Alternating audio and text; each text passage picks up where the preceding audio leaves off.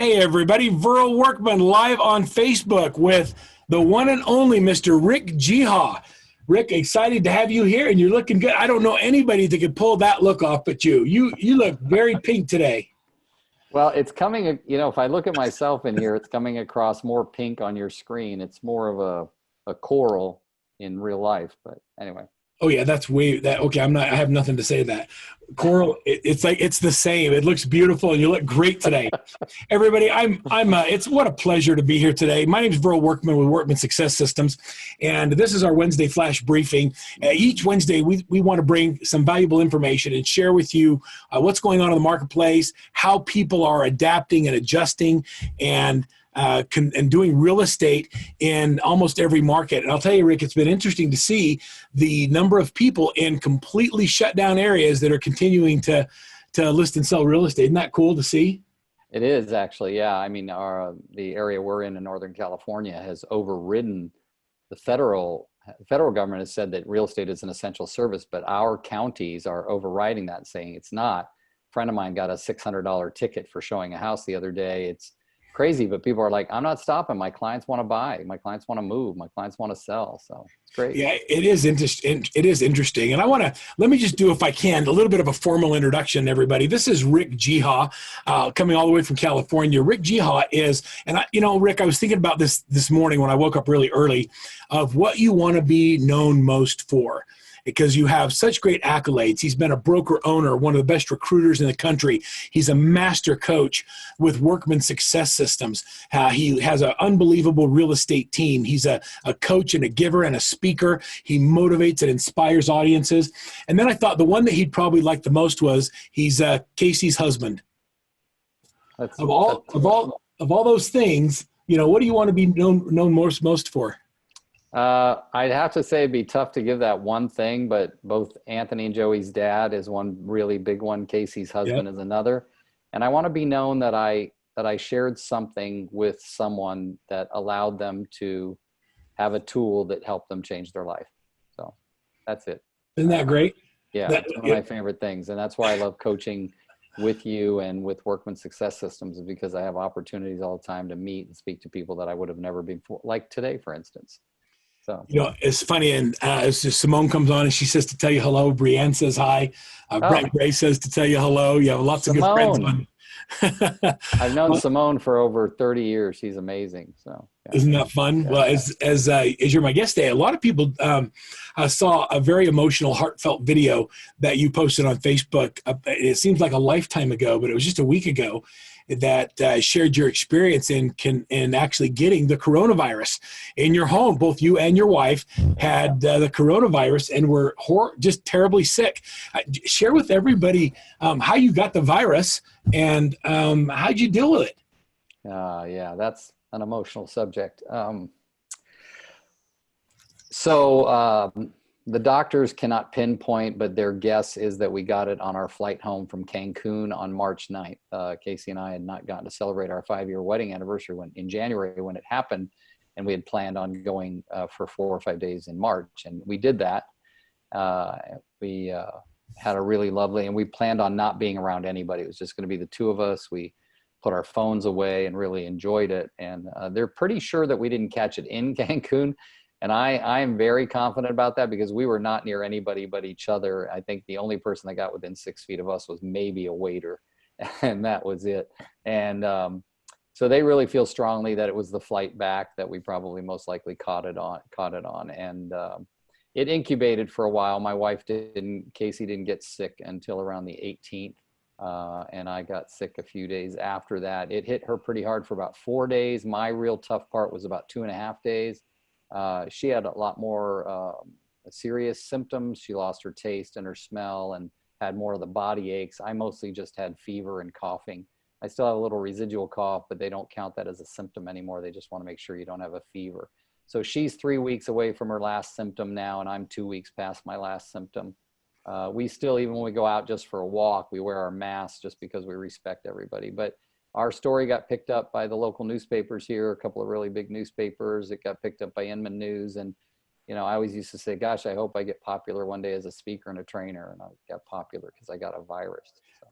Your first video to go viral is your emotional, heartfelt video of getting the That's right. coronavirus. We I'm worked not, so hard. I'm not going to die. I'm going to make it. Yeah. So it was great. So, Well, we can laugh about it now, but for people that have the virus, our hearts and prayers certainly go out to them, and we hope that people are staying safe and are able to avoid it.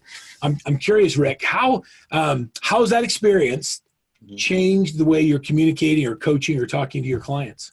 oh man, I am, I have a very close friend that took 2.5 years to beat cancer and got close to death a couple of times. And I don't like to compare, but I say, gosh, I had nothing compared to that. And she certainly has a lot more zest and love for life. And I have a lot more zest and love for life. And I also have a lot more peace. The one thing that I realize is we've all, and this goes for all of us, we've all seen such an ugly face of the coronavirus presented to us by the news and the media, because their job is to get you to watch. And the more disgusted or horrified you are, the more you'll watch.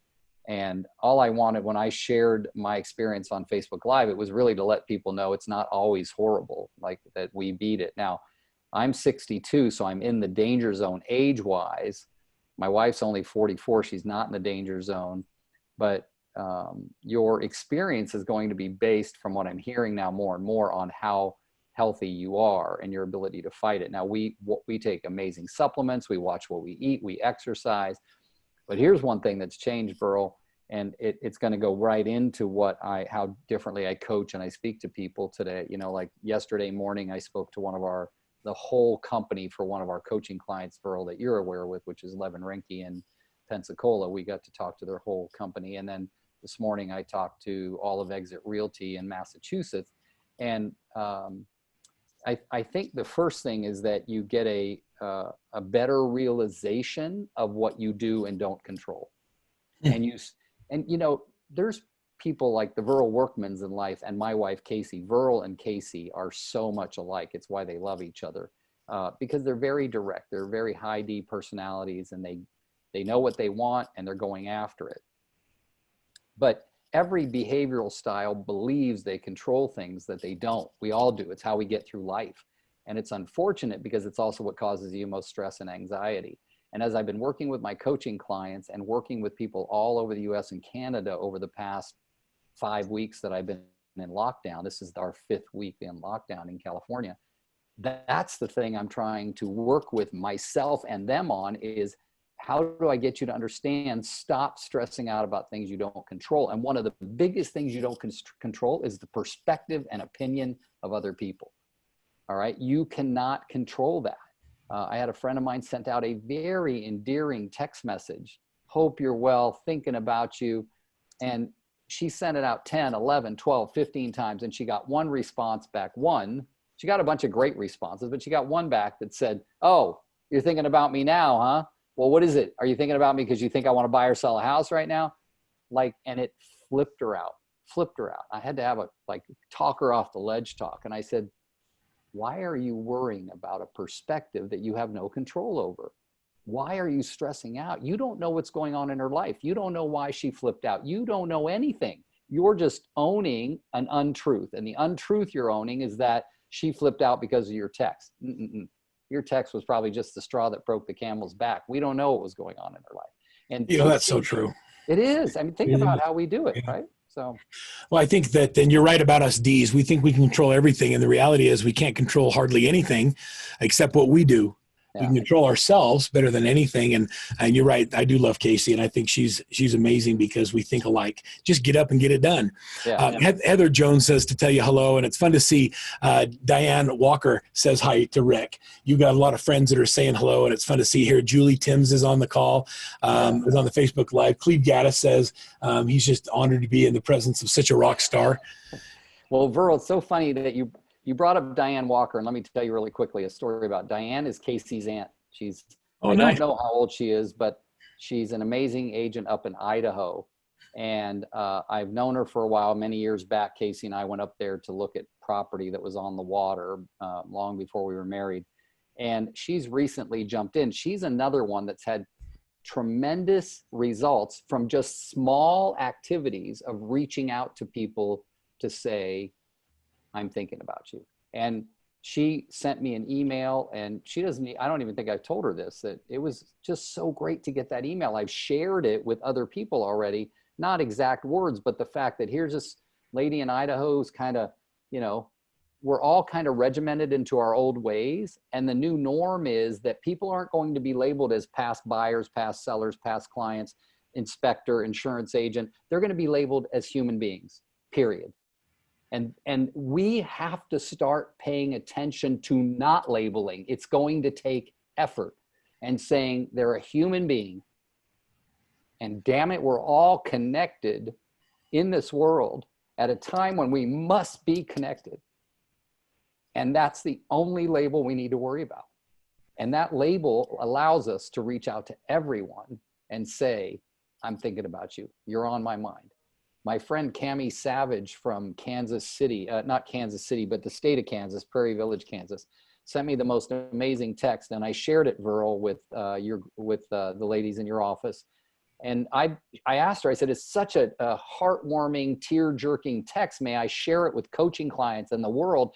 And I've shared it literally with thousands of people, and people are rewording it so it sounds like them. I was talking to a buddy of mine yesterday.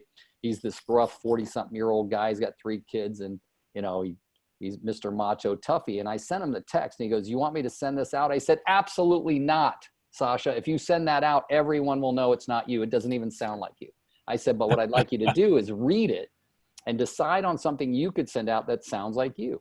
And that's, I mean, I know I get emotional about that, but we really got to like get rid of the labels and just start sharing with everybody without regard to an ulterior motive or anything.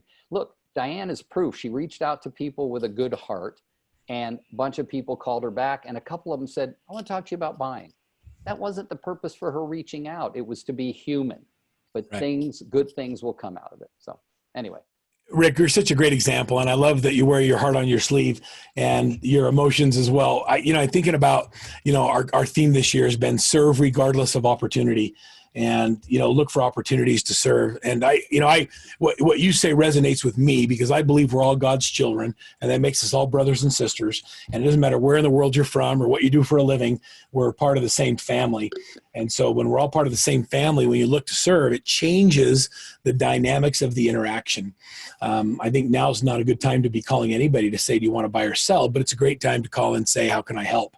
And, I'm going to spin this a little bit, if I can, Rick, to your real estate business. How has, you've always been a genuinely caring individual. I don't know of anyone who gives more double cheek kisses than you. And by the way, Bob Sokoler says he loves your jacket, and that's quite a compliment coming from Bob because he always looks good on TV. Samantha and Christy's team, they're all watching us on the Facebook Live. They say to tell you hello, Rick. There's a lot of love out there from your family. How are you taking this experience, and has it caused you to not sell any real estate? I mean, have you pulled back and decided you're not going to help people with real estate right now, or are you actually doing some deals? No. In fact, obviously, I am very sensitive to the fact that I had the virus, and many people know that. So I am keeping myself locked down. However, my team is not. The California Association of Realtors and most associations of realtors around the United States came out with several forms that are specific to the virus. And so what we've noticed is, yes, have things slowed down a little bit? Yes, but they certainly have not stopped. In fact, we presented an offer recently on a duplex that had 6 offers on it. Multifamily properties are being sold. My buyers agents on my team are all getting calls on a regular basis, following up with leads. And here's what they've noticed. This is for true, that the people that are clicking on properties and ending up in our lead box are more serious and more willing to talk now than they've ever been. It's crazy.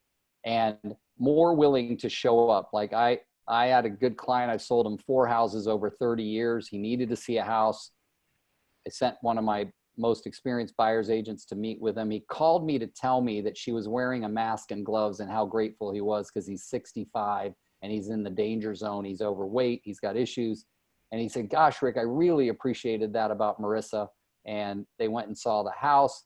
The owners of that house went and saw his. Neither are on the market. This was all a matter of me doing some cold calling over some properties that had been on the market many years ago. And now we're going to do a deal that nothing went on the MLS. We're going to buy his house. They're going to buy ours. It's all going to be great. This stuff is happening everywhere if you're open to it. I talked to a coaching client this morning, Virl, you'll love this. And we talked about reaching out to human beings. But I asked her, I said, how many things do you have either under contract or that are in the midst of closing or have closed since this started? And she said, I've got 4 more to close that are in contract, and I've closed 3 since the coronavirus thing. I said, see, those 7 clients, you're currently talking business. It is not insensitive to talk business to them. They already know you're talking business. So you can pick up the phone and say, these are unusual, unsettling times. I know you probably have people in your friends, family, in your business, in your community, in your church that could use some really solid advice in these uncertain times. I'm happy to do that with no obligation for anybody you refer to. I totally agree with that. We reach out to serve. And, I don't know, I've been thinking about this a lot, Rick, that in all the years that I've been doing real estate, and I've been doing it for a long time, as you have, I don't think anyone's bought or sold a house because of me. Like they don't choose to move because Rick had his pink jacket on, right? Cleve said this to me the other day, and he was doing Cleve Gaddis, one of our master coaches, is constantly giving me thoughts and ideas and having me look at the world differently. He just looks at the world differently than even I do. And he said, the same thing, that no one's ever done business because of me. It's because of life events that are occurring in their lives at the moment that are causing them to need to transact. Someone got divorced, or somebody lost a loved one, or their kids have all moved and they need to downside. It's too much home. There's all of these life events that occur. And, even in spite of the coronavirus, these life events are continuing to happen, aren't they? They are. And that's what I mean, you say, no matter what happened between 2007 and 2011, people still had to sell. Loss of jobs or foreclosure or whatever, they still had to sell. And that's going to happen here. There's going to be losses of jobs. It's not like I told somebody the other day, Burl, I think I shared this thought with you on one of our coach training calls. People don't want us to sell their home only when it's about good news. They have unfortunate news that happen in their lives, death of a loved one, loss of a job. And Virl, all of us at Workman Success Systems, and by the way, Virl, I just want to interject that Cleve is one of my favorite people in the world. He's amazing. Like whenever he talks, I'm all ears, taking notes and everything. But we are very sensitive to all of the economic crises that is caused by this virus and what's going on in the world. I'll tell you guys something. I got an opportunity to watch, probably many of you on Facebook watched it, because I watched it 7 hours after it posted, and it had 20 million views, and it was Andrea Bocelli singing in front of the Duomo in Milano, Italy. It was incredibly life-changing for me. He only sang 4 songs. His 4th song was Amazing Grace. He walked out of the church and stood in front of it. This is in one of the most famous squares in the world, one of the most beautiful churches in the world, and there was nobody there. And while he was singing Amazing Grace, they were showing live views of Paris, New York, and London.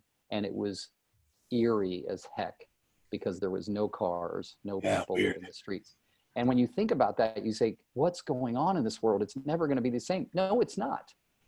But you don't control that.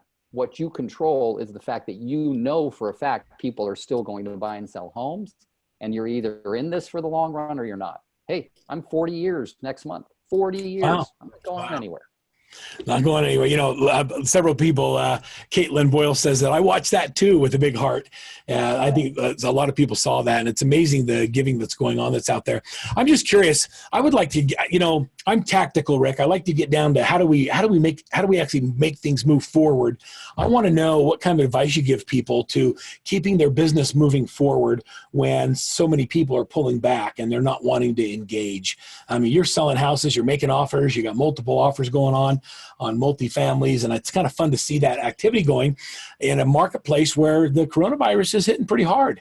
Yeah, that's a really good question, Virl. I called a friend of mine the other day because she's a friend and she owns a small real estate company in the town next to us. I've known her since 1997. I was her first manager when she got her license, and found out many years later that she happened to go to high school with Casey. She was a couple years older than my wife. And I reach out to her once in a while because I worry about her. She's single. She has grown kids. They're in their late teens, but they're still at home with her. And I called her and I said, what's going on for you? And she goes, what do you mean what's going on for me? What's going on for anybody in real estate? Nothing. I said, well, that's not true. I said, where do you get that idea? And she goes, what can you do?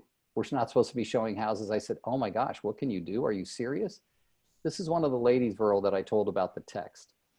This was Saturday night, the Saturday night before Easter morning. On Easter morning, I woke up to a text from her saying, I sent that text out to 11 people yesterday, and it created 8 serious conversations. And 4 of those conversations ended up going into real estate. And I never brought up real estate once. They did. Right? So I called her after I saw that text, and she goes, you always are thinking about me, and you're all, I said, hey, this isn't about me and this isn't about you, but it is about what you've not been willing to do that you've always known as a real estate agent for 23 years that works. And that is talking to people.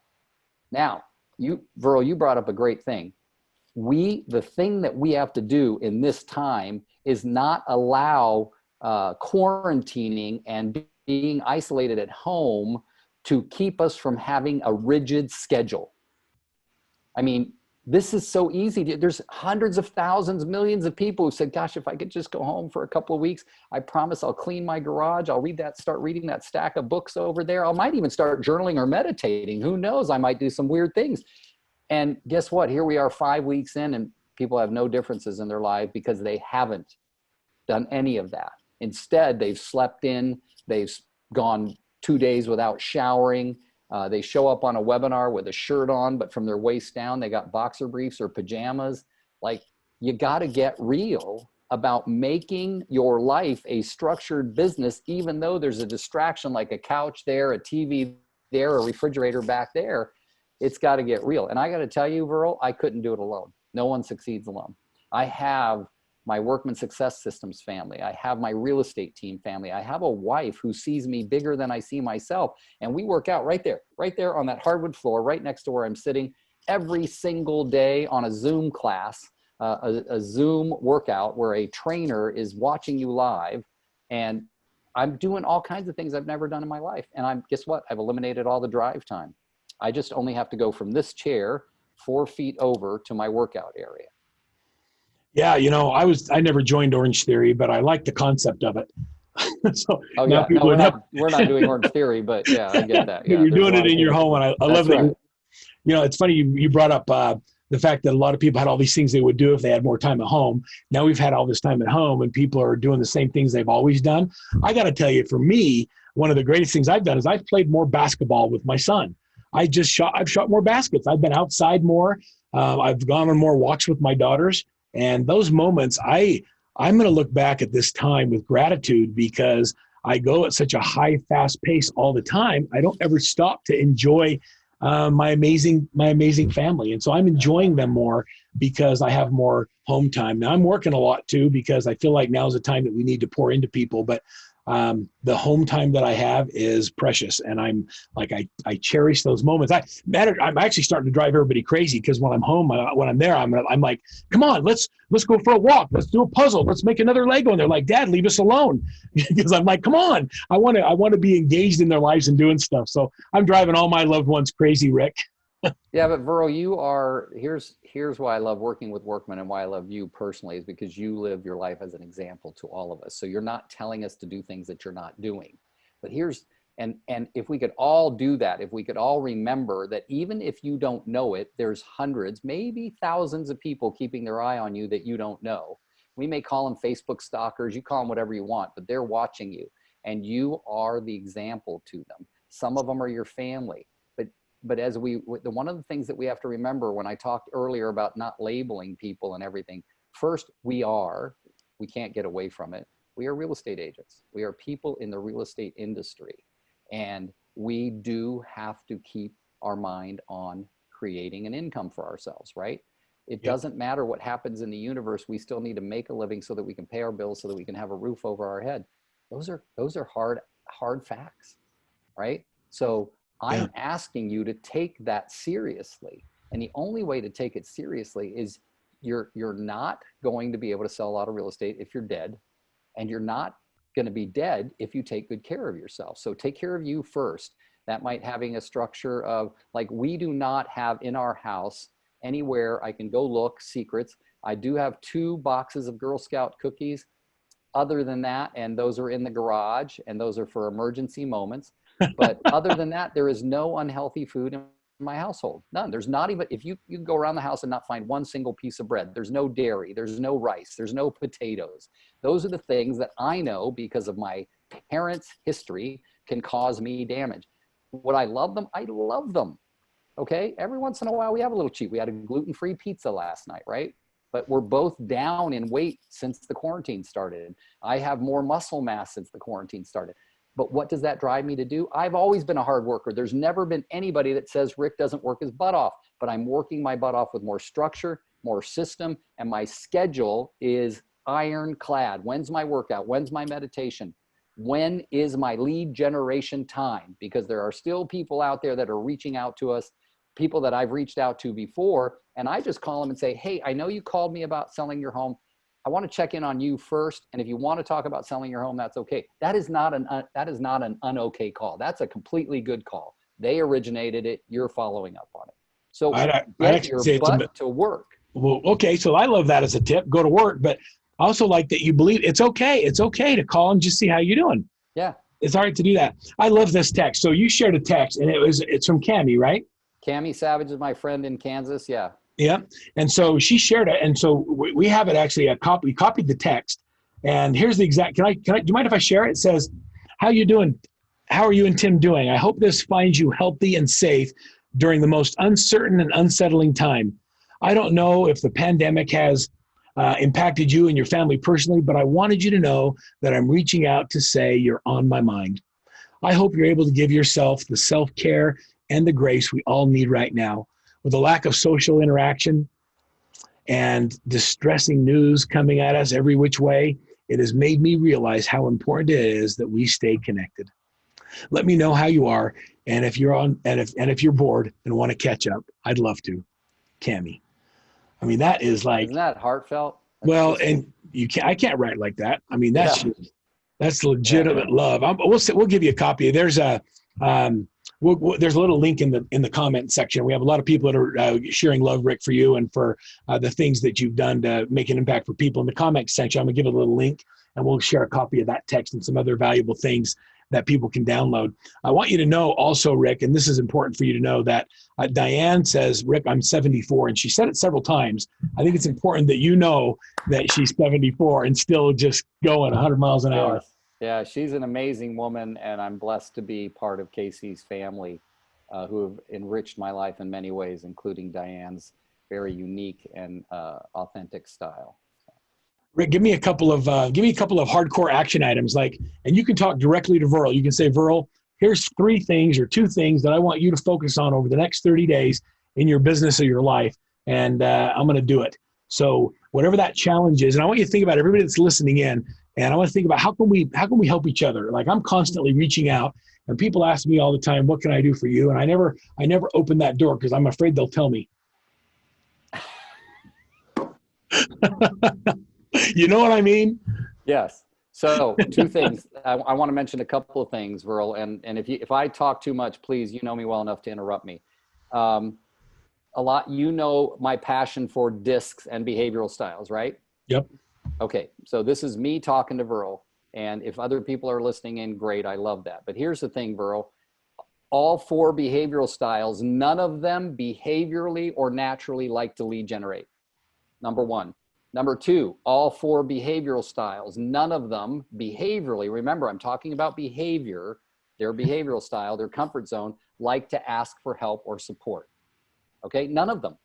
In fact, the S's, which make up 69 to 70% of the public, not only don't like to ask for support, if offered support, will also reject it even when they need it. Okay? What does that tell us? I used to own 9 franchises with 1,000 agents in it. The 2 most frustrating things is we were expected to read their minds and they never lead generated. Okay? We have to step up to be the people we dreamt of being. Okay? You've all heard it before. The biggest nightmare in the world, the biggest disappointment in the world would be meeting the person you could have become. And that's going to come from you doing what's uncomfortable. So I ask you to get out of your comfortable behavioral style, which comes from your gut, and remember that intellectually, you know that you need to lead generate. What is our purpose? What is our style of lead generation during the COVID virus? It's reaching out to as many people, human beings, as possible without regard to their label, period. Okay, so set a commitment for yourself. I track everything, okay? This is what you've got to do. Everybody you speak to, everybody you text, everybody you didn't reach, send out handwritten notes to people you didn't reach if you have their physical address.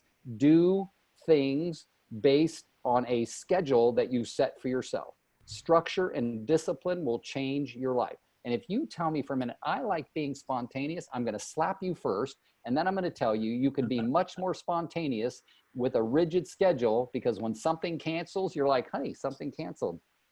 All right, let's relax together for a half hour. There's so many things about that. So Vero, I'm telling people all the time, get out of your comfortable behavioral style and intellectually stop being a victim to your behavioral style and do the things you know you must do.